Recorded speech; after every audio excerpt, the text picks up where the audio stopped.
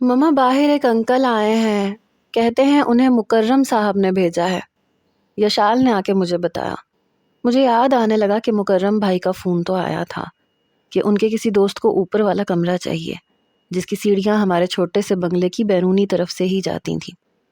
میں نے کہا بیٹا آیا کہاں ہے؟ آیا سے کہو دروازہ کھول کے انہیں اندر لے کے آئے۔ میں نے جلدی سے اپنا دوپٹہ سر پہ رکھا۔ یہ اتفاق تھا کہ میں ڈرائنگ روم میں ہی بیٹھی تھی۔ تبھی کچھ ہی دیر میں اس شخص کو دیکھ کے میں کچھ حیران سی رہ گئی۔ وہ تو کہیں سے بھی آدمی ٹائپ نہیں تھا۔ مکرم بھائی تو کہہ رہے تھے کہ ان کا ہم عمر ہے، لیکن یہ تو بمشکل 28-29 سال کا تھا۔ جی تشریف لائیے۔ وہ ڈرائنگ روم کے دروازے پہ ہی ٹھٹک کے رک گیا تھا۔ شاید اسے میری اجازت کا انتظار تھا۔ میرا کہنا تھا کہ وہ اپنے جوتے اتار کے ڈرائنگ روم میں داخل ہوا، شاید اس لیے کہ ڈرائنگ روم میں قالین بچھا تھا۔ میں نے سامنے صوفے کی طرف اشارہ کیا تو وہ خاموشی سے بیٹھ گیا۔ سلام کی ابتدا میں نے کی۔ کہنے لگا وعلیکم السلام۔ جی وہ مجھے مکرم نے بھیجا تھا۔ ایکچولی میری کمپنی نے مجھے یہاں لاہور میں شفٹ کیا ہے اور میں ہاسٹل میں نہیں رہنا چاہتا۔ میں نے کہا جی مکرم بھائی نے مجھے کچھ بتایا تو تھا، لیکن وہ تو کہہ رہے تھے کہ آپ ان کے دوست ہیں۔ جی میں ان کا دوست ہی ہوں۔ میں نے پتہ نہیں کیوں اسے دوبارہ سر سے پاؤں تک دیکھا۔ میں نے کہا اور آپ کے بیوی بچے کیا وہ ساتھ نہیں رہیں گے؟ مجھے لگا جیسے مکرم بھائی شادی شدہ ہیں، بال بچے دار ہیں، تو ایسے یہ شخص بھی ہوگا۔ وہ تھوڑا سا مسکرایا۔ نہیں جی میری شادی نہیں ہوئی ہے۔ یہ سن کے مجھے بڑا عجیب لگا۔ کیا مکرم بھائی کو نہیں پتا تھا کہ میں اپنی بیٹی کے ساتھ یہاں اکیلی رہتی ہوں؟ ایک بیوہ ہوں۔ چھڑے چھانٹ لڑکے کو یہاں بھیجنے کی کیا ضرورت تھی؟ محلے والے تو میرا جینا دو بھر کر دیں گے۔ وہ نوجوان اپنا سامان بھی ساتھ لے کے آیا تھا۔ اسے یوں نکالنا بھی مجھے مناسب نہیں لگ رہا تھا۔ خاتون اگر آپ مائنڈ نہ کریں تو مجھے بتا دیں کہ میرا کمرہ کس طرف ہے۔ دراصل میں بس سے سفر کر کے آیا ہوں اور کافی لمبا سفر طے کر کے آیا ہوں۔ اس وقت آرام کی شدت سے طلب محسوس ہو رہی ہے۔ باقی جو کرایہ آپ مناسب سمجھیں مجھے کوئی اعتراض نہیں ہوگا۔ ہاں لیکن کھانا پینا ان سب کا انتظام آپ کو کرنا پڑے گا۔ اس نے جیسے بات مکمل کی۔ میں نے کہا 2 منٹ۔ آیا کلثوم ذرا اندر آئیے گا۔ میں نے اپنی آیا کو بلایا۔ جی دعا بی بی۔ وہ ڈرائنگ روم میں آئی۔ ان صاحب کو آپ باہر لے جائیں۔ لان سے جو سیڑھیاں اوپر چڑھتی ہیں اس کمرے کی چابی آپ کو پتہ ہے نا کہاں ہے؟ آپ انہیں کمرہ کھول کے دے دیں اور چابی بھی ان کے حوالے کر دیجئے گا۔ پھر میں اس شخص کی طرف متوجہ ہوئی۔ بھائی صاحب آپ آرام کر لیں، شام کی چائے پر آپ سے میں کرائے کی بات کر لوں گی۔ بہت شکریہ۔ یہ کہہ کے وہ کھڑا ہو گیا، اپنا سامان اٹھایا اور آیا کلثوم کے پیچھے چل پڑا۔ میں نے گھڑی دیکھی، پھر یاد آیا کہ شام کا کھانا تو ابھی بنانا باقی ہے۔ میری زندگی کسی مشین کی طرح گزر رہی تھی۔ آفتاب کے انتقال کے بعد میں نے ایک پرائیویٹ اسکول میں جاب کر لی تھی۔ 4 سال کی انتھک محنت کے بعد میری تنخواہ 50,000 ہوئی تھی۔ اسی اسکول میں یشال پڑھتی تھی۔ دوپہر کو گھر آتی تو گھر کے کام کاج میرے لیے پڑے ہوتے تھے۔ وسائل اتنے نہیں تھے کہ ہر کام کے لیے ملازمہ رکھتی، اس لیے ایک آیا کلثوم کو ہی رکھا ہوا تھا جو میرے پیچھے سے یشال کا خیال بھی رکھتی تھی، کیونکہ اس کی جلدی چھٹی ہو جاتی تھی اور میں دوپہر 2:30 بجے گھر پہنچتی تھی۔ آیا کلثوم ہی گھر کی صفائی ستھرائی کرتی تھی، البتہ کھانا میں آ کے خود بناتی تھی، اور اتنا بناتی تھی کہ رات کا بھی اچھا گزر بسر ہو جاتا تھا اور دوپہر کی بھی مجھے فکر نہیں ہوتی تھی۔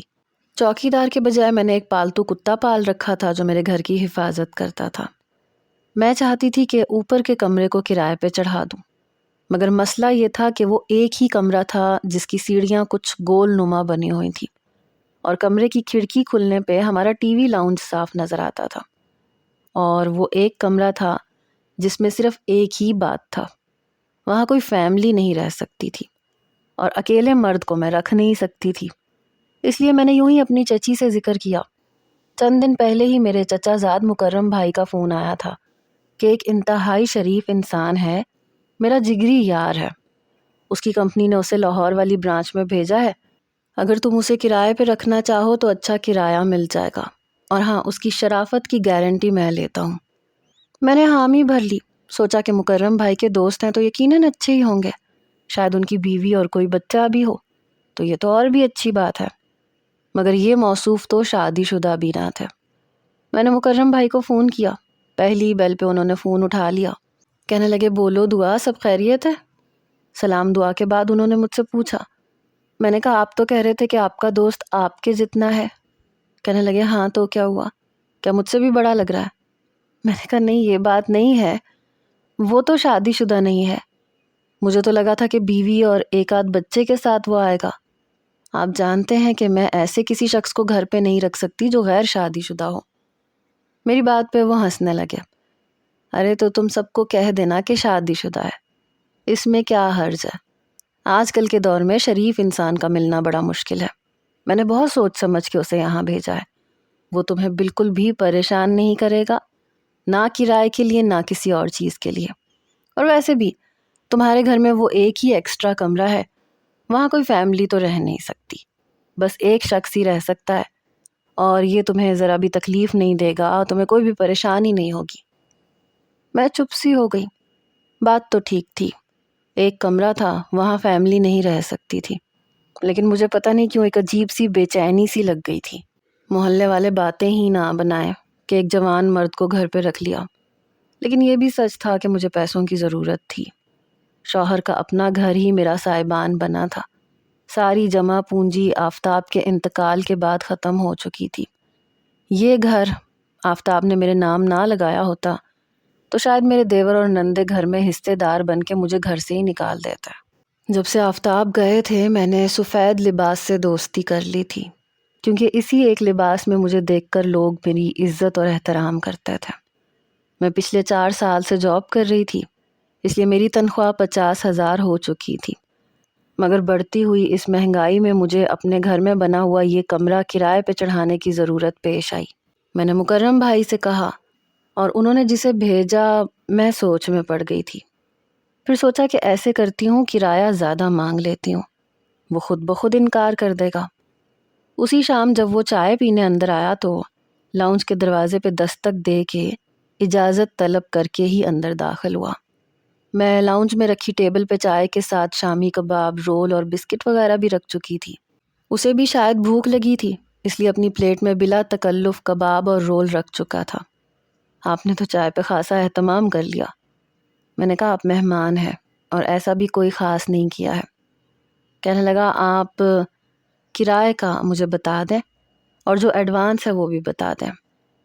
میں نے کہا 15,000 کرایہ کھانے پینے کے ساتھ، اور ایڈوانس آپ رہنے دیں، آپ مکرم بھائی کے دوست ہیں تو ایڈوانس کی ضرورت نہیں ہے، بس آپ کرایہ پہلی کی پہلی تاریخ کو دے دیا کیجیے گا۔ وہ چائے پی چکا تھا، جیب سے بٹوا نکالا اور 15,000 مجھے دے دیے۔ یہ آپ ابھی رکھ لیں اور میری کوشش ہوگی کہ میری ذات سے آپ کو کوئی بھی تکلیف نہ ہو۔ مجھے لگا تھا کہ وہ انکار کر دے گا، لیکن اس نے کچھ بھی نہیں کہا، اس نے پیسے دے دیے۔ وہ اٹھ کے جا چکا تھا۔ وہ نوجوان خاصا شریف قسم کا تھا۔ صبح کا ناشتہ آیا کلثوم اسے دینے جاتی تھی، دوپہر کا کھانا میرے آنے سے پہلے ہی آیا اسے دے دیتی تھی۔ یشال کی اس شخص سے کب دوستی ہوئی مجھے پتہ ہی نہیں چلا۔ ایک دن جب میں گھر آئی تو یشال کو اس شخص کے ساتھ لان میں بیٹھ کے کھیلتے دیکھا۔ چلو یشی، اب تمہاری ٹرن ہے۔ اس نے یشال کی آنکھوں پہ رومال باندھا۔ انکل آپ مجھے چیٹ نہیں کریں گے۔ یشال اس کے ساتھ خاصی بے تکلف لگ رہی تھی۔ چیٹ کرنا تمہارا کام ہے لٹل پرنسس، میں تو بہت شریف انسان ہوں۔ اس نے شاید مجھے اندر آتے ہوئے نہیں دیکھا تھا۔ یشال اب اس کی آواز کا تعقب کرتے ہوئے اس کے پاس آ رہی تھی۔ انکل میں آپ کو پکڑ لوں گی، دیکھ لینا۔ کچھ دیر بعد وہ شخص دائیں بائیں ہوتا رہا، لیکن پھر خود ہی یشال کے قریب ہو گیا۔ اسے پکڑ کے یشال خوشی سے جھومنے لگی۔ میں نے آپ کو پکڑ لیا uncle, I am the winner. وہ خوش تھی اور آنکھوں کا رومال اتار کے ناچنے لگی تھی۔ چلیں اب مجھے آئس کریم لا کے دیں۔ یشال اس شخص سے آئس کریم مانگ رہی تھی اور اس کی بات سن کے لگ رہا تھا کہ وہ اس شخص سے خاصی بے تکلف ہے۔ میں گھر کے اندر چلی گئی۔ آیا کلثوم کچن میں برتن دھو رہی تھی۔ میں سیدھا کچن میں گئی۔ میں نے کہا آیا آپ یشال کو اپنے ساتھ کیوں نہیں رکھتی؟ وہ کہنے لگی میرے پاس ہی ہوتی ہے، لیکن آپ کو تو پتہ ہے میں اس کے ساتھ کھیل کود نہیں کر سکتی، میری عمر کا تقاضا ہے۔ جب سے دانش صاحب آئے ہیں یشال کا دل بہل گیا ہے۔ آج شاید ان کے آفس کی چھٹی تھی، اس لیے صبح سے یشال انہی کے ساتھ کھیل رہی ہے۔ میں نے کہا کہ آپ اس سے کہو کہ اندر آئے، بہت کھیل لیا، اور دانش صاحب کو کھانا بھی دے کے آئیں۔ آیا کلثوم کہنے لگی کھانا تو وہ یہیں پہ کھاتے ہیں، آپ دوپہر کو تو ہوتی نہیں ہے نا جی، تو یشال انہیں یہیں پہ لے آتی ہے۔ یہ سن کے مجھے حیرت ہوئی۔ میں نے کہا تو وہ تو بچی ہے، وہ کہتی ہے اور یہ صاحب اندر آ بھی جاتے ہیں۔ آپ جانتی نا آیا جی کہ میں یہ سب چیزیں افورڈ نہیں کر سکتی، انہیں باہر تک ہی رہنا چاہیے۔ آیا کلثوم نے نظریں جھکا لیں۔ آپ انہیں سختی سے منع کر دیجیے گا کہ گھر کے اندر کے حصے میں آنے کی ضرورت نہیں ہے، اور جائیں جا کے یشال کو بلا کے لائیں۔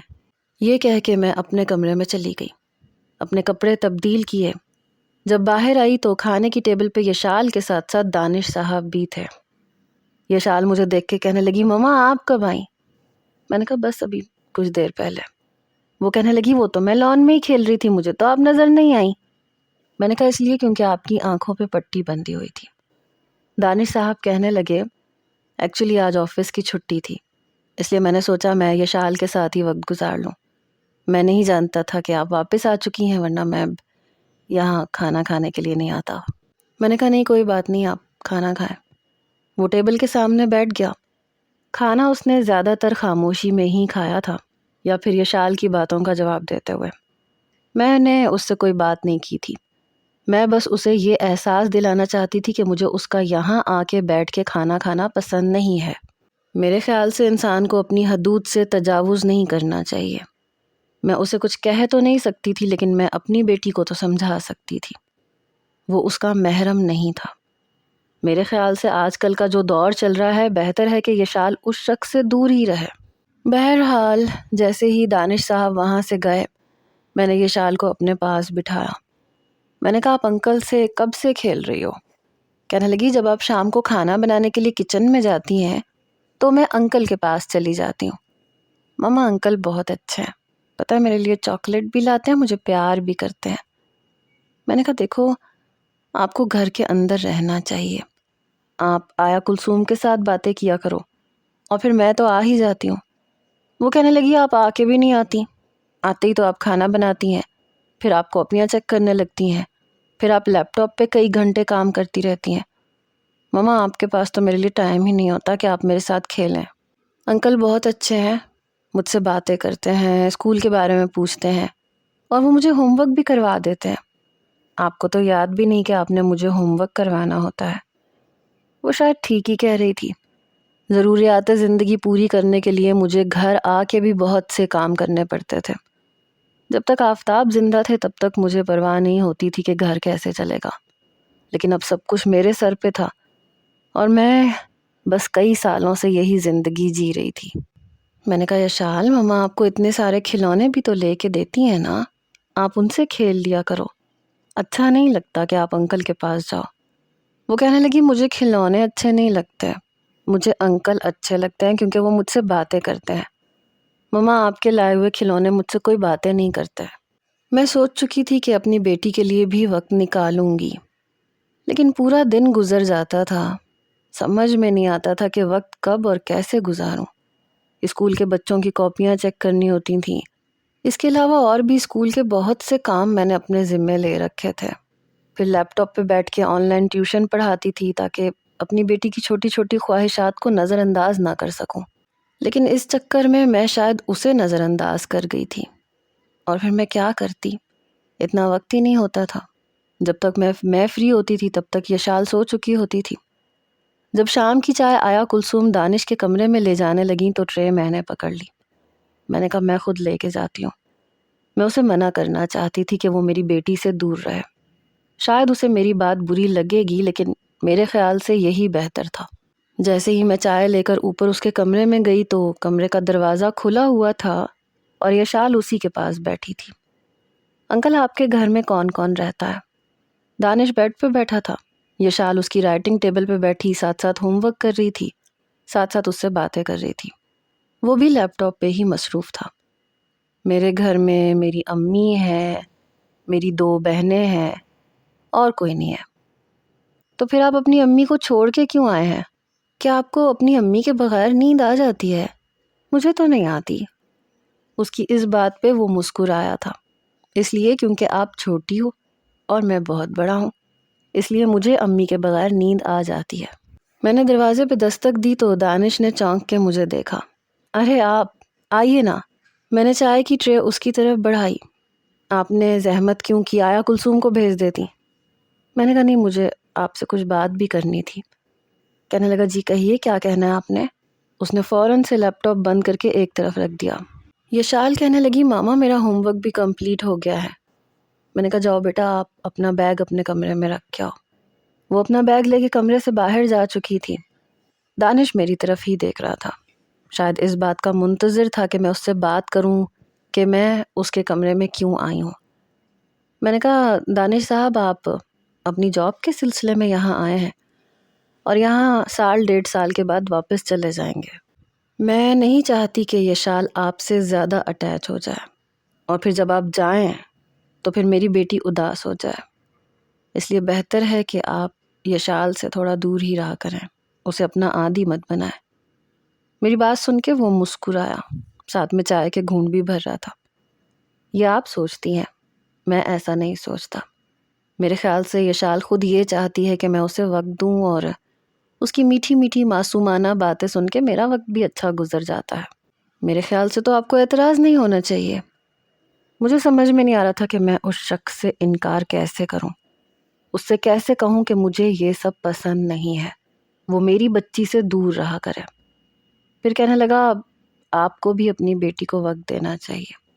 بے شک آپ کی بہت زیادہ مصروفیات ہیں، لیکن میرے خیال سے کچھ وقت بچوں کے لیے مخصوص ہونا چاہیے۔ میں نے کہا جی ہاں، بجا فرمایا آپ نے، لیکن سارا مسئلہ وقت کی قلت کا ہی ہے۔ اسی کی خواہشات پوری کرنے کے لیے مجھے بہت سے کام کرنے ہوتے ہیں۔ چائے کا کپ خالی ہو چکا تھا، اس نے ٹرے میں رکھ دیا۔ جی ہاں، کام تو ہر انسان کو ہی کرنا ہوتا ہے، لیکن ضروری ہے کہ ہم اپنے ساتھ جڑے ہوئے رشتوں کو فراموش نہ کریں، کمانے میں اتنا نہ لگ جائے کہ رشتے ہمارے ہاتھ سے چھوٹ جائیں۔ میرا تو آپ کو یہی مشورہ ہے کہ آپ یشال کے لیے وقت نکالا کریں۔ باقی رہ گئی یہ بات کہ میں اس سے دور رہوں، تو اس معصوم سی بچی کی چھوٹی چھوٹی معصوم باتیں سننے سے میرا وقت بہت اچھا گزر جاتا ہے۔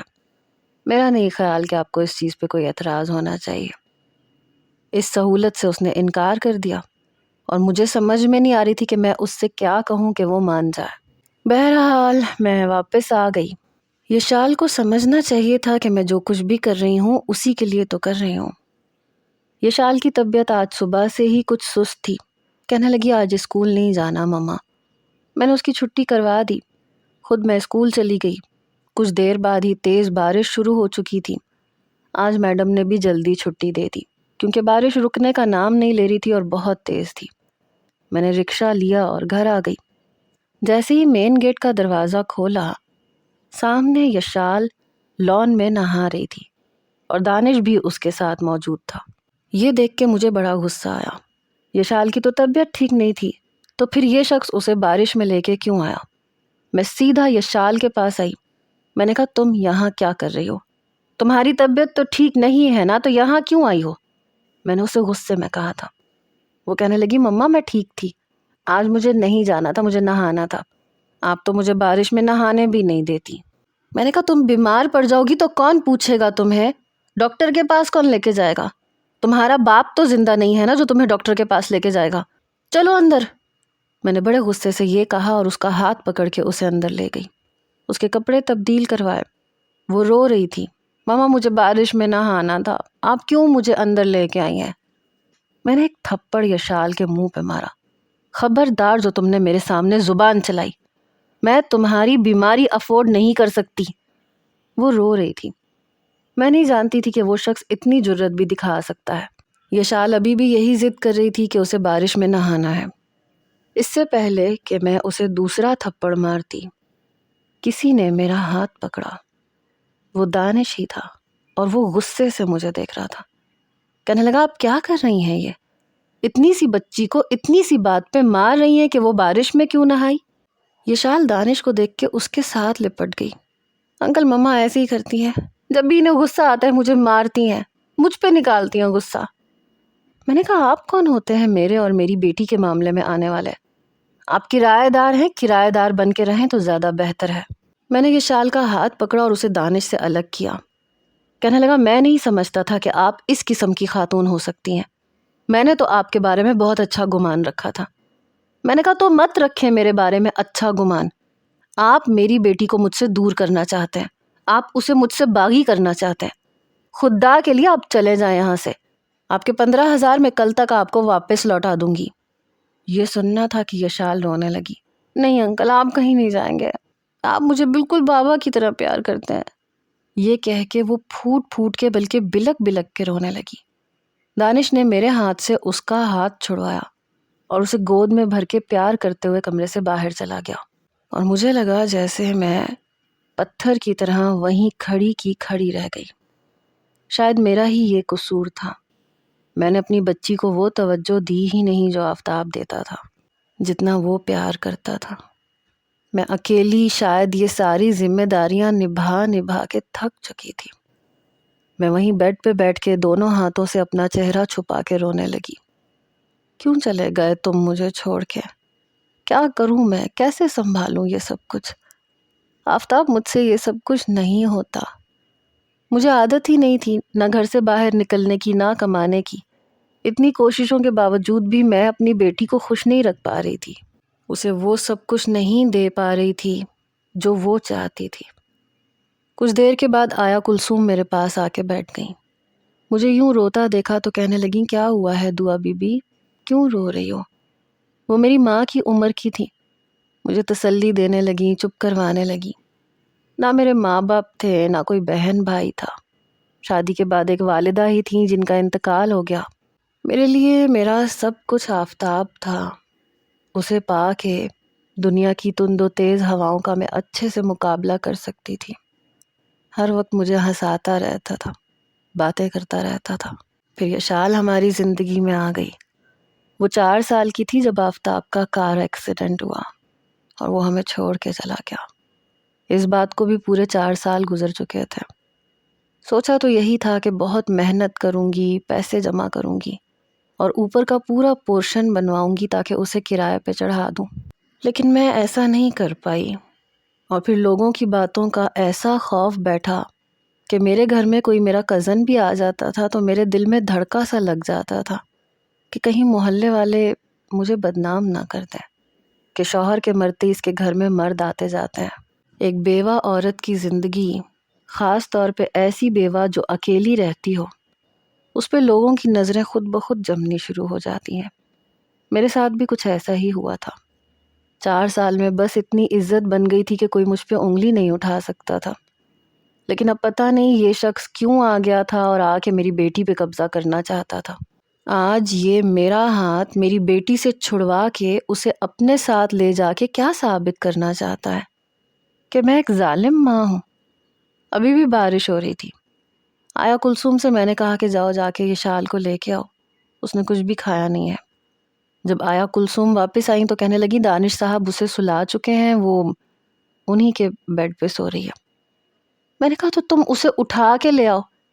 کہنے لگی کیسے لے آؤں دعا بی بی، بارش دیکھیں کتنی تیز ہو رہی ہے، اور ویسے بھی آپ جانتی ہیں میں گھٹنوں کی تکلیف سے کتنی پریشان رہتی ہوں، میں یشال کو نہیں اٹھا سکتی، ماشاءاللہ سے 8 سال کی ہو گئی ہے۔ میں چھتری لے کے باہر آئی اور تیز تیز سیڑھیاں چڑھتی ہوئی اس کے کمرے تک آئی۔ دروازے کا نوب گھمایا تو دروازہ کھل گیا۔ یشال اس کے بیڈ پہ سو رہی تھی اور وہ اس کے سرہانے بیٹھا کوئی فائل چیک کر رہا تھا۔ مجھے دیکھ کے فائل بند کر دی۔ میں نے کہا مجھے یشال کو اپنے کمرے میں لے کے جانا ہے۔ وہ کہنے لگا آپ رہنے دیں، اس کی نیند گہری ہو جائے میں خود اسے آپ کے کمرے میں چھوڑ جاؤں گا۔ میں نے کہا جی نہیں، بہت شکریہ، میں خود اسے یہاں سے لے جاؤں گی۔ میں جیسے ہی قریب آئی وہ کھڑا ہو گیا۔ آپ ایسی کیوں ہیں دعا؟ میں اسے آپ کے کمرے میں لے جاؤں گا، باہر دیکھیں تو صحیح کتنی بارش ہو رہی ہے، آپ چھتری پکڑیں گی یا شال کو پکڑیں گی؟ اور مجھے نہیں لگتا کہ آپ اسے اٹھا کے اپنے کمرے تک لے جا سکتی ہیں۔ اس کی نیند گہری ہونے دیں، میں اسے خود لے آؤں گا۔ مجھے پتا ہے آپ کو اس کے بغیر نیند نہیں آتی ہوگی، کسی بھی ماں کو نہیں آتی۔ میں نے کہا آپ یہاں سے چلے کیوں نہیں جاتے؟ آپ کیوں میری بیٹی کو مجھ سے دور کر رہے ہیں؟ وہ کہنے لگا آپ کو لگتا ہے، لیکن ایسا ہے نہیں، یہ بچی بہت پیاری ہے، مجھے بس اس پہ پیار آتا ہے۔ آپ شاید میرے پیار کو غلط انداز میں سمجھ رہی ہیں۔ میں نے کہا نہیں، میں بس یہ چاہتی ہوں کہ میری بیٹی مجھ سے دور نہ ہو. جب آپ نہیں تھے تو وہ میرے پاس بیٹھی رہتی تھی. پہلی میری قسمت نے شوہر کو مجھ سے چھین لیا. میں نہیں چاہتی کہ میری بیٹی بھی مجھ سے دور ہو جائے. خدا کے لیے آپ یہاں سے چلے جائیں، اپنا کہیں اور انتظام کر لیں. یہ کہہ کے میں نے یہ شال کو اپنی گود میں پکڑا اور اسے نیچے لے آئی. بارش کے قطرے اس پہ پڑتے ہی اس کی آنکھ کھل گئی. آپ گندی ہیں، مجھے آپ کے پاس نہیں رہنا، مجھے انکل کے پاس رہنا ہے، وہ مجھے پیار کرتے ہیں. پتہ نہیں اس شخص نے میری بچی کے دل میں میرے لیے کیا نفرت ڈال دی تھی. بہرحال میں اسے اپنے کمرے میں لے آئی. میں سوچ چکی تھی کہ کل تک اس شخص کے پیسے اسے واپس دے دوں گی. میں اپنے کمرے میں لا کے یہ شال کو سلا چکی تھی. وہ سوتے ہوئے بھی سسکیاں لے رہی تھی، شاید بہت روئی تھی. اس کے ساتھ لیٹے لیٹے میں بھی سو چکی تھی. رات کا کھانا بھی نہیں کھایا. صبح جب میں اٹھی تو آیا کلثوم کہنے لگی کہ دانش صاحب جا چکے ہیں. میں نے کہا بنا مجھے بتائے کیوں چلا گیا؟ مجھے ان کے پیسے واپس کرنے تھے. آیا کلثوم کہنے لگی پتہ نہیں بی بی، میں کیا کہہ سکتی ہوں، وہ تو رات کو ہی چلے گئے تھے. جب میں کمرے میں گئی تو نہ وہ تھے اور نہ ان کا سامان. مجھے یہ حیرت ہوئی کہ بنا بتائے وہ کہاں چلا گیا. بہرحال میں اسکول جا چکی تھی اور یہ شال کو میں نے اسکول نہیں بھیجا تھا. جب میں اسکول سے واپس آئی تو آیا کلثوم سے پتہ چلا کہ یہ شال نے کچھ نہیں کھایا، صبح ناشتہ بھی نہیں کیا اور بس روئے جا رہی ہے کہ مجھے انکل کے پاس جانا ہے اور وہ مجھے چھوڑ کے کیوں چلے گا. میں نے کہا وہ تمہارے کچھ نہیں لگتے تھے، ان کو جانا ہی تھا، اور یہ رونا ذرا بند کرو اور ناشتہ کرو. نہیں میں کچھ نہیں کھاؤں گی، میں کچھ بھی نہیں پیوں گی. وہ آنسو بہاتے ہوئے کہنے لگی یہ شال دیکھو، مجھے غصہ مت دلاؤ. لیکن وہ مجھ سے بار بار ضد کرنے لگی آپ انکل کو واپس بلائے، میں کچھ نہیں کھاؤں گی. میں نے کہا ایسا بھی کیا جادو کر دیا اس نے تم پہ کہ تمہیں اپنی سگی ماں کی پرواہ نہیں ہے. لیکن وہ تو میری کوئی بات سننے کو تیار ہی نہیں تھی. مجھے لگا کہ شاید 2-3 دن روئے گی اور پھر ٹھیک ہو جائے گی. زبردستی میں نے اسے کھانا کھلایا، اسے پیزا کا لالچ دیا، کھلونوں کا لالچ دیا، لیکن وہ تو کسی بات پہ آمادہ ہی نہیں ہو رہی تھی، بس روئے جا رہی تھی. میرا پیار، میرا ڈانٹنا کچھ بھی میرے کام نہیں آ رہا تھا. ہوش میرے اس وقت اڑے جب اسے بخار ہو گیا، اور بہت تیز بخار تھا، اور وہ بخار میں بھی انکل انکل پکار رہی تھی. حالانکہ جب بچہ بیمار ہوتا ہے تو ماں کا نام لیتا ہے، لیکن میری بیٹی اس اجنبی شخص کا نام لے رہی تھی. اب تو میں بے حد پریشان ہو گئی. میرے پاس تو دانش کا فون نمبر تک نہیں تھا. میں نے مکرم بھائی کو فون کیا، ان سے دانش کا نمبر لیا. وہ پوچھتے رہ گئے کہ آخر ہوا کیا ہے، تم نے دانش کو کیوں نکال دیا؟ لیکن میں نے کہا کہ میں آپ سے بعد میں بات کروں گی. میں نے دانش کا نمبر ملایا. پہلی ہی بیل پہ اس نے فون اٹھا لیا. کہنے لگا جی کون بول رہا ہے؟ میں نے کہا میں دعا بات کر رہی ہوں. میری بات سن کے کہنے لگا جی کہیے. یقین کیجئے میں آپ کی کوئی بھی چیز نہیں لے کے آیا. آپ کے کمرے میں سب چیزیں ویسی کی ویسی ہی موجود ہیں. میں صرف اپنا سامان لے کے آیا تھا. آپ نے جانے کے لیے کہا تو سوچا کہ صبح کا انتظار کیوں کروں، چلا ہی جاتا ہوں تاکہ آپ کی مشکلات آسان ہو جائیں. میں نے کہا آپ نے میری مشکلات آسان نہیں کی ہیں، مجھے مزید مشکل میں ڈال دیا ہے. میری بیٹی 3 دن سے بخار میں مبتلا ہے اور وہ بخار میں آپ کو پکار رہی ہے. کیا کیا ہے آپ نے میری بیٹی کے ساتھ، بتائیے مجھے. یہ کہہ کے میں رونے لگی. وہ گھبرائی ہوئی آواز میں بولا یہ شال کو بخار ہے اور آپ مجھے اب بتا رہی ہیں؟ کہاں ہے وہ، گھر پہ ہے یا ہاسپٹل میں؟ میں نے کہا گھر پہ ہے، میڈیسن کھانے کے باوجود بخار نہیں اتر رہا ہے. کہنے لگا میں ابھی آتا ہوں. یہ کہہ کے اس نے فون بند کر دیا. آدھے گھنٹے بعد وہ گھر پہ تھا. مجبوراً میں اسے اپنے کمرے میں لے گئی جہاں یہ شال بے سدھ لیٹی ہوئی تھی. وہ اس کے پاس بیٹھ گیا، اس کے سر پہ ہاتھ پھیرنے لگا. چندا، یشو، اٹھو بیٹا، دیکھو آپ کے انکل آئے ہیں. دانش کی آواز سن کے یشال نے فوراً سے آنکھیں کھولی تھی اور اس کا ہاتھ پکڑ کے رونے لگی. آپ مجھے چھوڑ کے کیوں گئے تھے؟ میں آپ سے بات نہیں کروں گی، میں آپ سے کٹی ہوں. وہ رو رہی تھی، ساتھ ساتھ شکوے کر رہی تھی اور وہ اس کا سر سہلا رہا تھا. مجھے کام تھا، 3-4 دن کے لیے گیا تھا. میں نے کہاں جانا ہے تمہیں چھوڑ کے؟ اتنی پیاری سی بیٹی کو کوئی چھوڑ کے جاتا ہے کیا؟ پتہ ہے میں نے آپ کو بہت مس کیا، لیکن جب آیا تو پتہ چلا میری ننھی منی پری کو بخار ہو گیا. ایسے تو اچھا نہیں لگتا، بری بات ہے. آپ نے مما کو بھی پریشان کیا. میں نے منع کیا تھا نا کہ اپنی ماما کو پریشان مت کیا کرو، ان کی بات مانا کرو۔ وہ کہنے لگی پہلے آپ وعدہ کریں آپ مجھے چھوڑ کے نہیں جائیں گے۔ دانش کہنے لگا میں نہیں جاؤں گا، میں روز آپ سے ملنے آؤں گا۔ کیا مطلب آپ ملنے آئیں گے؟ آپ یہیں پہ رہیں گے؟ دانش کہنے لگا دیکھو گڑیا، میں یہاں نہیں رہ سکتا، ہاں لیکن میں ضرور تم سے ملنے آیا کروں گا۔ چلو اٹھو، تم نے کچھ کھایا ہے یا نہیں؟ میں نے کہا کچھ بھی نہیں کھایا، اس نے صبح کی بھوکی ہے۔ میری آنکھوں میں ابھی بھی نمی تھی۔ کہنے لگا دعا آپ اس کے لیے کھانا لے کے آئے، میں کھلاتا ہوں۔ میں کھانا لے کے آئی تو اس نے اپنے ہاتھ سے اسے کھانا کھلایا اور وہ کھا بھی رہی تھی، لیکن زور سے دانش کا ہاتھ پکڑ رکھا تھا، جیسے اس کا ہاتھ چھوڑے گی تو وہ کہیں چلا جائے گا۔ پھر میڈیسن بھی کھائی، کافی دیر اس سے باتیں کرتی رہی، بالکل ویسے جیسے کبھی آفتاب سے کرتی تھی۔ مجھے ایسے لگ رہا تھا جیسے وہ دانش کے اندر اپنے باپ کو ڈھونڈنے لگی ہے۔ میڈیسن کھانے کے بعد وہ دانش کے کہنے پہ ہی سو چکی تھی۔ وہ اس کے بال سہلاتا رہا اور وہ گہری نیند میں چلی گئی۔ میں وہیں کھڑی تھی اور مجھے لگ رہا تھا جیسے میں بے مقصد وہاں کھڑی ہوں۔ وہ اسے یوں سنبھال رہا تھا جیسے اس کا سگا باپ ہو۔ جیسے ہی وہ سوئی تو وہ اٹھ کے کھڑا ہو گیا۔ میں نے کہا آپ چاہیں تو یہاں رہ سکتے ہیں۔ کہنے لگا نہیں بہت شکریہ، میں اپنی رہائش کا انتظام کر چکا ہوں، میں نہیں چاہتا کہ میری وجہ سے آپ کو کسی مشکل کا سامنا ہو۔ میں نے کہا یہ تو آپ کو یشال کو اپنا عادی بنانے سے پہلے سوچنا چاہیے تھا، میری بیٹی آپ کے بغیر ایک پل بھی نہیں رہتی، آپ جانتے ہیں آپ نے مجھے کس مشکل میں ڈال دیا ہے۔ دانش کہنے لگا میں نے اس سے صرف پیار کیا ہے، اسے پیار دیا ہے کیونکہ وہ ہے اتنی پیاری، اس کے علاوہ میرا اس سے دوسرا کوئی مقصد نہیں تھا، لیکن میں نہیں جانتا تھا کہ وہ آپ کو یوں پریشان کرے گی۔ میں نے کہا تو آپ مجھے اس کا حل بتا دیں، اب آپ جائیں گے تو وہ پھر بیمار پڑ جائے گی۔ میں بہت ذہنی تکلیف سے دو چار ہوں، نہ میں اسکول میں پڑھا پا رہی ہوں نہ گھر میں ٹائم دے پا رہی ہوں، اور وہ ہے کہ اس کا بخار کم ہونے کا نام نہیں لے رہا۔ آپ آئے ہیں تو اس کا ٹیمپریچر کچھ نارمل ہوا ہے۔ دانش کہنے لگا آپ کے نزدیک اس کا کیا حل ہے؟ آپ مجھے بتا دیں، میں کر لیتا ہوں۔ آپ نے کہا کہ میں گھر سے چلا جاؤں تو میں چلا گیا، اب اور کیا کروں؟ میں نے کہا میں نہیں جانتی، لیکن اگر میری بیٹی کو آپ کی وجہ سے کچھ ہوا تو میں آپ کو کبھی معاف نہیں کروں گی۔ وہ کہنے لگا ایک حل میرے پاس بھی ہے، اگر آپ چاہیں تو۔ یشال کو میرا ساتھ بھی مل جائے گا۔ اور اس نے اپنی بات بیچ میں چھوڑ دی۔ میں نے کہا کون سا حل؟ کہنے لگا اگر آپ چاہیں تو میں آپ سے نکاح کر لیتا ہوں۔ یہ سننا تھا کہ میں بھڑک اٹھی۔ آپ کی ہمت کیسے ہوئی یہ بات کرنے کی؟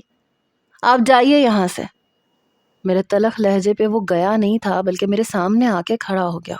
میں نے کوئی ایسی غیر مناسب بات تو نہیں کی جس پہ آپ اتنا غصہ کر رہی ہیں؟ میں غصے سے بولی تو اب سمجھ میں آیا مجھے کہ آپ کیوں میری بیٹی کو اپنا عادی بنا رہے ہیں۔ آپ کی مجھ پہ نیت خراب تھی۔ بہت افسوس کی بات ہے مسٹر دانش، آپ ایسی گھٹیا سوچ کے مالک بھی ہو سکتے ہیں کہ ایک بیوہ عورت پہ غلط نظر رکھیں۔ اس محلے میں نے اپنی بہت عزت بنائی ہے، آپ لوگوں کی نظروں میں مجھے برا بنانا چاہتے ہیں۔ وہ کہنے لگا اول تو میں نے آپ پہ ایسی کوئی غلط نظر نہیں رکھی، میں خود بھی بہنوں والا ہوں۔ دوسری بات، ایک بیوہ عورت کو اپنی زندگی دوبارہ سے شروع کرنے کا پورا حق ہے۔ جن لوگوں کی باتوں کی آپ کو پرواہ ہے وہ آپ کی کفالت کرنے کو بھی تیار نہیں ہے، اور ویسے بھی یشال کو ایسی ماں کی ضرورت ہے جو اسے وقت دے۔ آپ اسے وقت اسی وقت دے سکتی ہیں دعا جب آپ پہ کسب معاش کی ذمہ داری نہ ہو۔ اسے آپ کی ضرورت ہے، اور ایک باپ کی بھی۔ میں نے ایک سخت نظر اس پہ ڈالی۔ تو آپ اس کے باپ کی ذمہ داری اور اسے باپ کی محبت دے سکتے ہیں؟ یہ بات سن کے اس نے گہری سانس لی۔ آپ چاہیں تو میں ایسا کر سکتا ہوں، اور مجھے یقین ہے کہ میں یہ فرض نبھا لوں گا۔ میں نے کہا اور آپ کی فیملی، کیا انہیں اعتراض نہیں ہوگا؟ میری فیملی میرا مسئلہ ہے، میری والدہ خود آپ کا رشتہ لینے آئیں گی، اگر آپ چاہیں تو وہ مکرم سے بھی بات کر سکتی ہیں۔ میری 2 بہنیں ہیں، دونوں شادی شدہ ہیں۔ میں نے کہا لیکن میں اپنے شوہر سے محبت کرتی ہوں، اور یہی وجہ ہے کہ میں نے ابھی تک دوسری شادی نہیں کی، اور شاید میں آگے بھی نہ کرتی اگر یشال کی یہ کنڈیشن نہ ہوتی۔ اگر میں آپ سے شادی کر بھی لوں تو بھی میں صرف اپنی بیٹی کی خاطر کروں گی، باقی فیصلہ میں آپ پہ چھوڑتی ہوں۔ اس نے ایک گہری سانس لی، کہنے لگا مجھے منظور ہے۔ مکرم بھائی دانش کی والدہ کے ساتھ ہی یہاں آئے۔ وہ میرے تایا زاد تھے اور بالکل بڑے بھائیوں کی طرح تھے۔ مکرم بھائی کی بیوی عائشہ اور ان کے 2 بچے بھی ساتھ آئے تھے۔ دانش کی والدہ کافی عمر رسیدہ خاتون تھی۔ اپنی ایک بیٹی کی شادی انہوں نے اپنے ایک یتیم بھتیجے سے کی تھی جو انہی کے ساتھ انہی کے گھر میں رہتا تھا۔ ان کے گھر کے کافی اخراجات دانش ہی پورے کرتا تھا۔ مجھے حیرت اس بات پہ تھی کہ دانش کی والدہ کو کوئی اعتراض نہیں تھا، حالانکہ ہونا چاہیے تھا۔ وہ مجھ سے کافی پیار سے، کافی محبت سے بات کر رہی تھیں۔ اس کی بہن اور بہنوئی بھی ساتھ آئے تھے۔ اس کی چھوٹی بہن کی شادی غیروں میں ہوئی تھی، وہ بھی ساتھ آئی تھی۔ ان کا ارادہ تھا کہ سادگی سے نکاح کر دیا جائے۔ سب کچھ بہت جلدی میں ہوا۔ 1 ہفتے کے اندر اندر میرا نکاح دانش سے ہو چکا تھا۔ اس کی جاب یہیں تھی اور میرا یہاں پہ اپنا گھر تھا۔ یوں تو اس نے کہا تھا کہ میں چاہوں تو وہ کرائے کا گھر بھی لے سکتا ہے، لیکن میں نے انکار کر دیا تھا۔ شادی کی رات میں بے حد نروس تھی۔ جیسے ہی وہ کمرے میں آیا، میں فوراً سے اٹھ کے کھڑی ہو گئی۔ اس نے کمرے کا دروازہ بند کیا۔ میں اس وقت اپنی انگلیاں چٹکا رہی تھی، حالانکہ یہ بات تو پہلے سے طے تھی کہ فی الحال میں اس سے ایسا کوئی بھی رشتہ نہیں بنا سکتی، لیکن پھر بھی اندر ہی اندر ڈر سا لگ رہا تھا۔ مجھے یوں نروس دیکھ کے کہنے لگا، آپ چاہیں تو چینج کر کے آرام کر سکتی ہیں۔ اس کے اس جملے پہ میں قدرے مطمئن ہو چکی تھی۔ میں نے اپنے کپڑے تبدیل کیے۔ جب میں واش روم سے باہر آئی تو وہ صوفے پہ لیٹ چکا تھا۔ بیڈ پہ ایک مخملی ڈبیا پڑی ہوئی تھی، شاید رونمائی کا تحفہ تھا۔ میں نے وہ ڈبیا کو اٹھا لیا اور انگوٹھی نکال کے پہن لی۔ یہ شال اس وقت مکرم بھائی کے بچوں کے ساتھ تھی۔ اگلے روز دوپہر کو ولیمے کی رسم ادا کر کے سب لوگ واپس جا چکے تھے۔ یہ شال اس بات پہ بہت خوش تھی کہ اس کے دانش انکل ہمیشہ کے لیے اس کے پاس رہیں گے۔ اگلے روز میں اسکول جانے لگی تو میری تیاری دیکھ کے دانش کہنے لگا، کہاں کی تیاری ہے؟ میں نے کہا اسکول جانا ہے، یہ شال کے ساتھ ہی واپس آ جاؤں گی۔ نہیں دعا، آپ اسکول نہیں جائیں گی، آپ ریزائن کر دیں۔ میں نے کہا کیوں ریزائن کر دوں؟ اور جب تک یہ شال اسکول میں ہے میرا یہاں پہ کیا کام ہے؟ وہ میرے پاس آیا اور بڑے آرام سے بات کر رہا تھا۔ آپ کا کام یہ ہے کہ آپ یشال کی پسند کا لنچ بنائیں، جب وہ گھر آئے تو آپ فریش ہو کے اس سے ملیں، مسکرا کے اس کا ویلکم کریں۔ یہ بہت ضروری ہے۔ میں آپ کی اور یشال کی تمام ذمہ داری بآسانی نبھا سکتا ہوں۔ میں نے کہا لیکن میں اتنی جلدی یہ جاب نہیں چھوڑ سکتی، اور مجھے نہیں لگتا کہ اس میں کوئی حرج ہے۔ ٹھیک ہے، آپ نے میری بیٹی کی خاطر اتنی بڑی قربانی دی ہے، لیکن میں بالکل بھی آپ کے اوپر ڈیپینڈنٹ نہیں ہو سکتی، خاص طور پہ اپنی ضروریات کے لیے تو بالکل بھی نہیں۔ میں یہ نہیں چاہتی تھی کہ میں اس کے دیے ہوئے پیسوں سے پہنوں یا کھاؤں پیوں۔ پتہ نہیں کیوں، لیکن شاید یہ شادی میرے لیے صرف ایک سمجھوتا تھی، اس سے زیادہ کچھ بھی نہیں۔ اور یہ سمجھوتا بھی میں نے اپنی بیٹی کے لیے کیا تھا۔ نکاح کے 2 بول لینا ہی کافی نہیں ہوتا، نکاح ایک بہت بڑی ذمہ داری ہوتی ہے جو میں ایجاب و قبول کے ساتھ قبول کر چکا ہوں۔ بہتر ہے کہ آپ بھی قبول کر لیں۔ بہرحال آپ اسکول میں نہیں پڑھائیں گی، یہ کہہ کے وہ کمرے سے باہر جا چکا تھا۔ جب میں باہر آئی تو یہ شال کے بالوں کی چٹیاں بنا رہا تھا۔ آج میں اپنی بیٹی کے بال بناؤں گا اور بہت اچھے بناؤں گا۔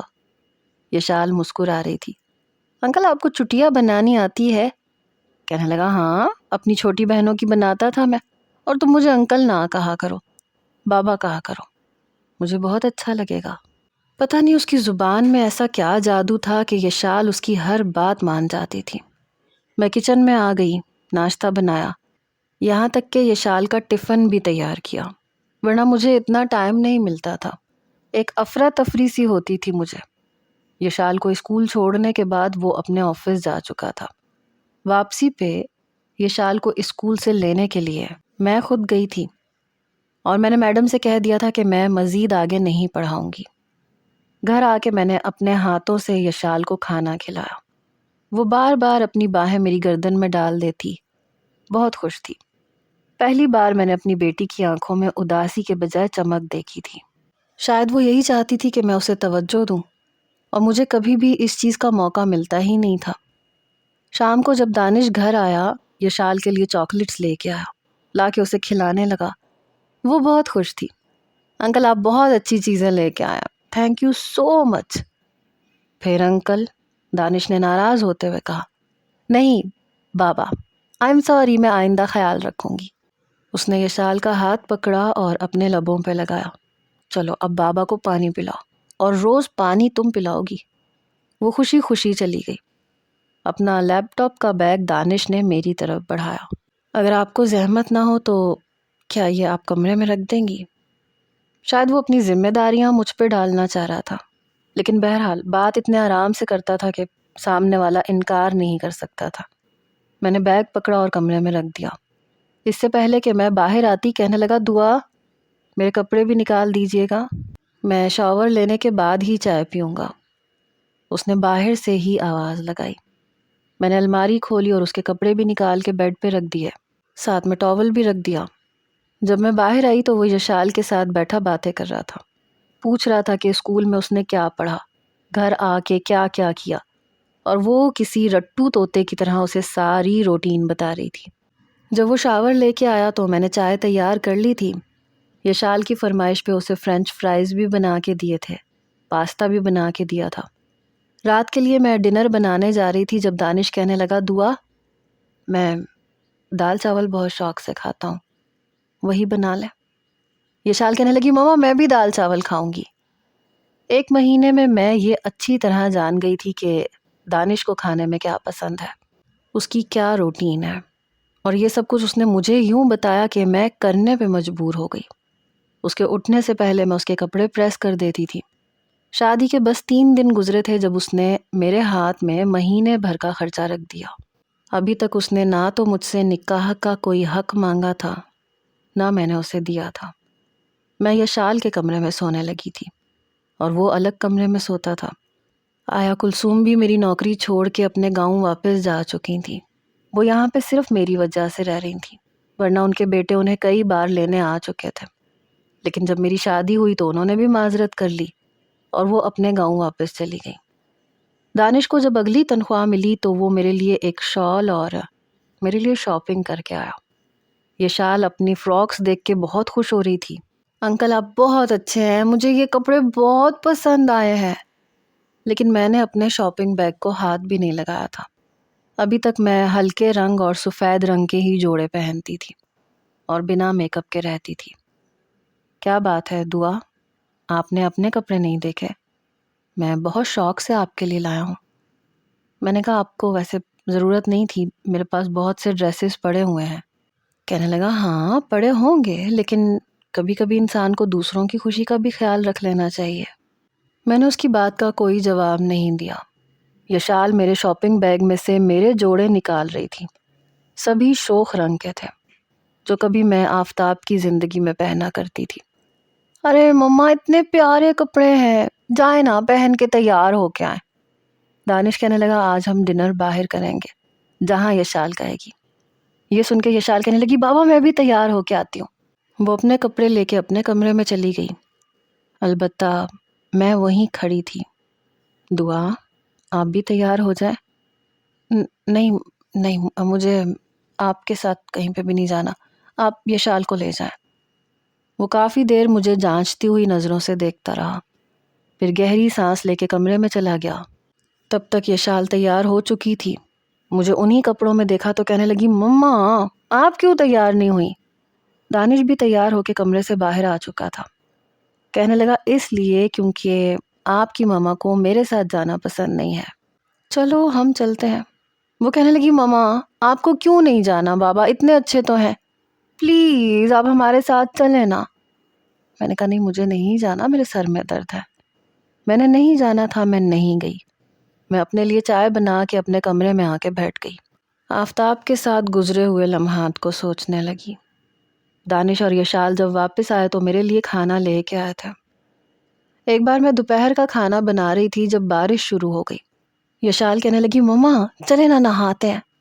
میں نے کہا نہیں، تمہیں پتا ہے نا میں بارش میں نہیں نہاتی، اور تم بھی بیمار پڑ جاتی ہو۔ مما نہیں پڑتی نا بیمار، جانے دینا مجھے۔ لیکن میں نے اسے سختی سے ڈانٹ دیا۔ شاید دانش کی چھٹی جلدی ہو چکی تھی، وہ آفس سے آ چکا تھا۔ یشال کو ناراض ناراض دیکھا تو کہنے لگا کیا ہوا تمہیں؟ بابا ماما بارش میں نہانے سے منع کر رہی ہیں۔ میں اس وقت کچن میں تھی۔ کہنے لگا چھوڑو تم مما کو، وہ تو آدم بیزار ہے۔ پھر وہ اسے اپنے ساتھ باہر لان میں لے گیا اور یشال بہت خوش تھی۔ میں کچن کی کھڑکی سے ان دونوں کو دیکھ رہی تھی۔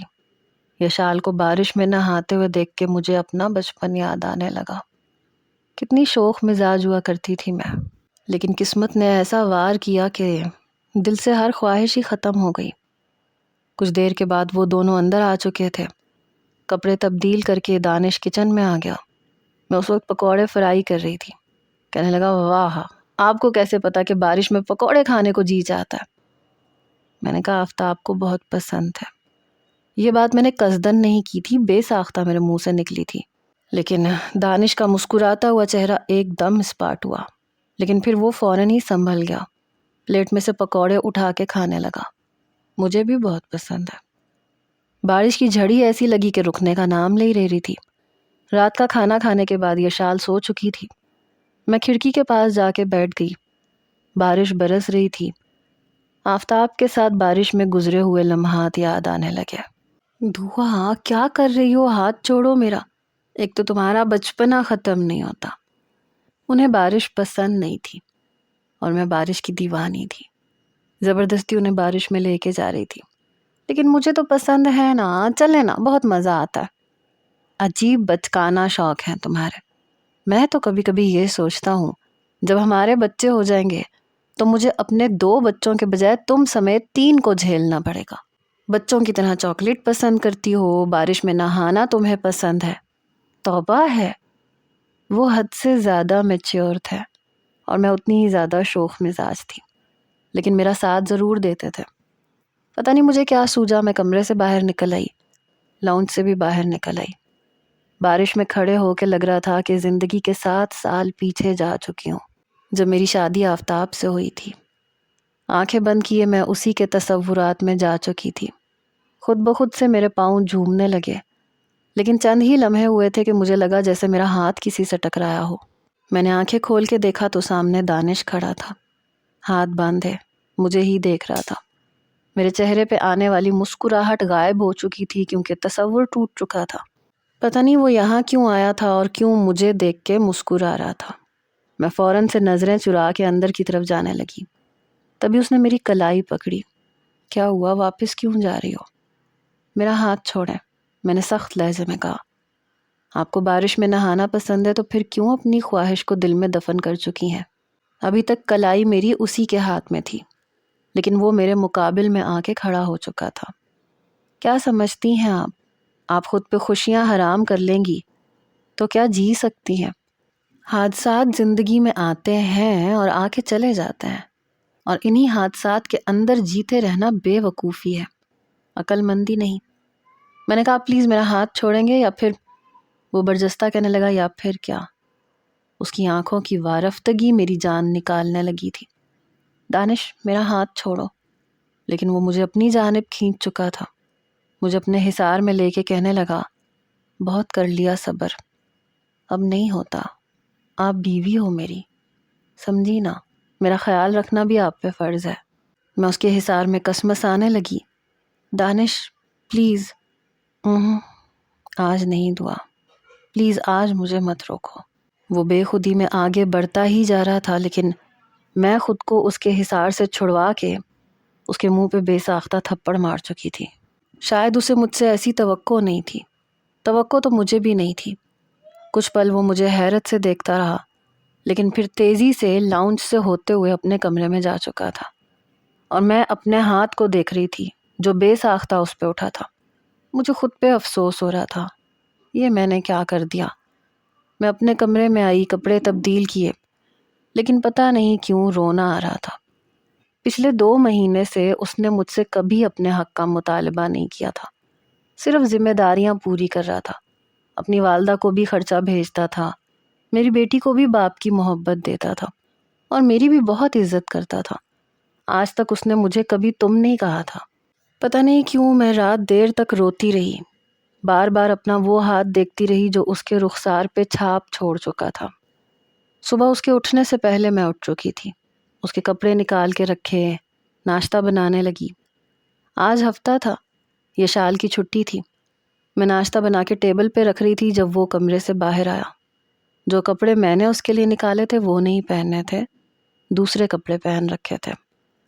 میں آفس جا رہا ہوں، لیٹ واپس آؤں گا، اتنا کہہ کے وہ جانے لگا۔ دانش، ناشتہ؟ نہیں، مجھے بھوک نہیں ہے۔ بنا میری طرف دیکھے وہ تیز قدموں سے باہر چلا گیا۔ مجھے افسوس ہونے لگا۔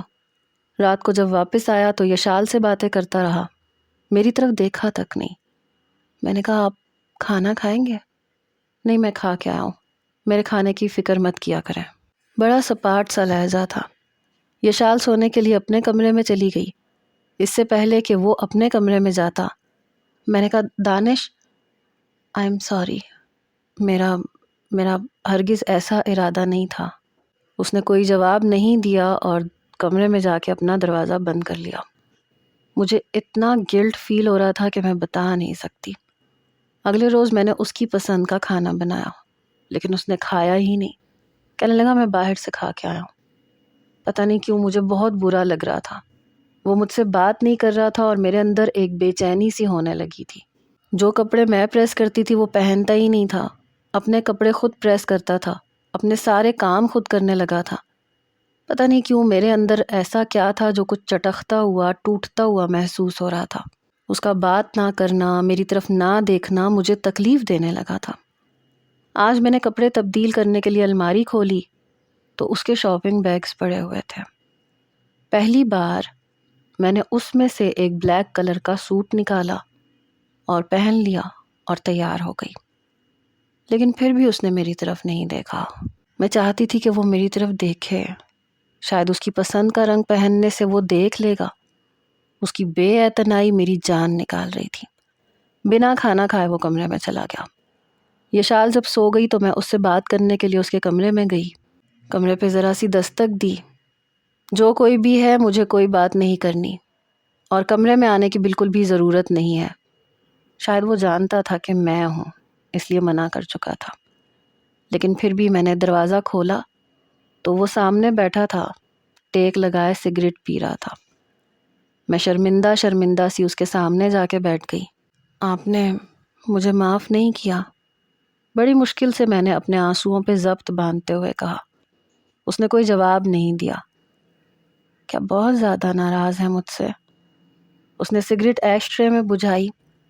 میں اتنا حق کہاں رکھتا ہوں کہ میں آپ سے ناراض ہو سکوں؟ آپ نے مجھے یہ حق دیا ہی کب ہے؟ ٹپ ٹپ میری آنکھوں سے آنسو بہنے لگے۔ میں واقعی شرمندہ ہوں۔ دعا میں آپ کو زندگی کی طرف لانا چاہتا تھا، کیونکہ پہلی ہی نظر میں آپ کو دیکھ کے مجھے بے حد تکلیف ہوئی تھی۔ اتنی کم عمری میں آپ اتنے بڑے کرائسس سے گزر رہی تھیں۔ آپ جانتی ہیں جب میرے والد کا انتقال ہوا تو میری والدہ بھی بالکل جوان جہان تھی۔ میری چھوٹی بہن ان کی گود میں تھی۔ اپنی ماں کو میں نے بہت روتے تڑپتے اور مشکلیں اٹھاتے دیکھا تھا۔ ہم ننیال میں رہتے تھے۔ بہت کچھ سہا میری ماں نے، کئی بار ان کے آنسو میں نے صاف کیے۔ یوں سمجھ لیں کہ اپنی ماں کا درد میں نے اپنے سینے میں محسوس کیا۔ وقت گزرنے لگا۔ میرے والد کا دیا ہوا گھر اس وقت آباد ہوا جب میں نے کمانا شروع کیا۔ بہت کم عمری میں نے جاب شروع کر دی تھی، حالانکہ تب میں تعلیم ہی حاصل کر رہا تھا۔ آہستہ آہستہ وقت گزرنے لگا، حالات بہتر ہونے لگے۔ میری والدہ جب بھی مجھ سے شادی کا کہتی تھی تو میں انکار کر دیتا تھا۔ چھوٹی بہنوں کی شادی ہو گئی۔ میری جب یہاں پوسٹنگ ہوئی اور میں نے جب آپ کو دیکھا تو آپ کو اتنی ساری ذمہ داریوں میں گھرا دیکھ کے مجھے ایسے لگا جیسے میں اس وقت میں واپس پہنچ گیا ہوں۔ میں نہیں چاہتا تھا کہ جو محرومی میں نے برداشت کی وہ یشال برداشت کرے۔ جیسی زندگی میری ماں نے گزاری ویسی آپ گزاریں۔ آپ کو خوشیاں دینا چاہتا تھا، لیکن آپ شاید اپنے ماضی سے نکلنا ہی نہیں چاہتی۔ تو شاید یہ وجہ تھی جو اس نے مجھ سے شادی کی تھی، اور اس کی والدہ نے بھی کوئی اعتراض نہیں کیا تھا۔ اپنا کپکپاتا ہوا ہاتھ میں نے اس کے ہاتھ پہ رکھا۔ آئی ایم سوری، بہتے آنسوؤں کے ساتھ میں نے اس سے کہا۔ وہ بہت اعلیٰ ظرف انسان تھا، میرا ہاتھ پکڑ کے مجھے اپنے ساتھ لگا لیا۔ رونا چاہتی ہیں تو جی بھر کے رو سکتی ہیں، میں یہی چاہتا ہوں کہ آپ اپنا ہر غم مجھ سے کہہ دیں، اپنے ہر آنسو کو میرے سینے سے لگ کے بہائیں اور میں اسے جذب کر لوں۔ مرد کا سینہ بہت کشادہ ہوتا ہے، عورت کا ہر غم اس میں سما سکتا ہے، بس پہلا قدم بڑھانے کی دیر ہوتی ہے دعا، اور وہ میں بڑھا چکی تھی۔